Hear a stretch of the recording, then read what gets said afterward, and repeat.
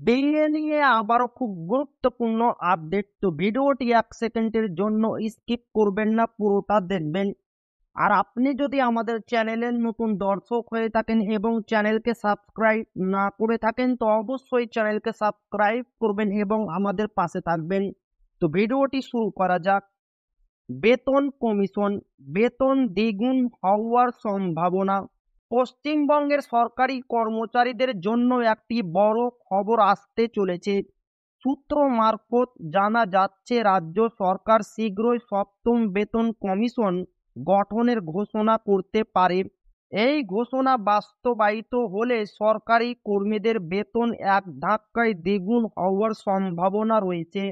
কেন্দ্রীয় সরকার 2026 সালের 1 জানুয়ারি থেকে অষ্টম বেতন কমিশন কার্যকর করার ঘোষণা করেছে।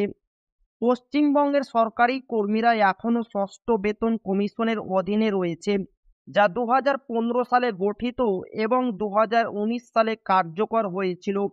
সূত্র অনুযায়ী পুজোর আগে সপ্তম বেতন কমিশন গঠনের ঘোষণা আসতে পারে। চূড়ান্ত সিদ্ধান্তর জন্য সেপ্টেম্বর পর্যন্ত অপেক্ষা করতে হবে। কেন্দ্রীয় সরকারের অষ্টম পে কমিশন কার্যকর হবে 2026 সালের জানুয়ারি থেকে। রাজ্যে বর্তমানে চালু রয়েছে ষষ্ঠ বেতন কমিশন। ষষ্ঠ বেতন কমিশন গঠিত হয়েছিল 2015 সালে।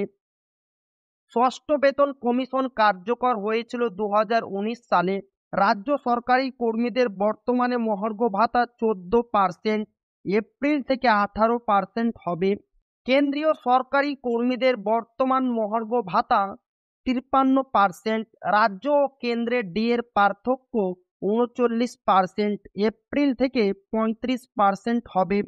রাজ্যে প্রায় 12.5 লক্ষ সরকারি কর্মচারী এবং অবসরপ্রাপ্ত কর্মচারী সপ্তম বেতন কমিশনের ঘোষণার অপেক্ষায় রয়েছেন। তো এই ছিল ডিএ নিয়ে খুব গুরুত্বপূর্ণ আপডেট, যা আপনাদের মাঝে শেয়ার করলাম। তো ভিডিওটি ভালো লাগলে অবশ্যই আপনার বন্ধুদের শেয়ার করবেন, যাতে তাদেরও উপকার হয়।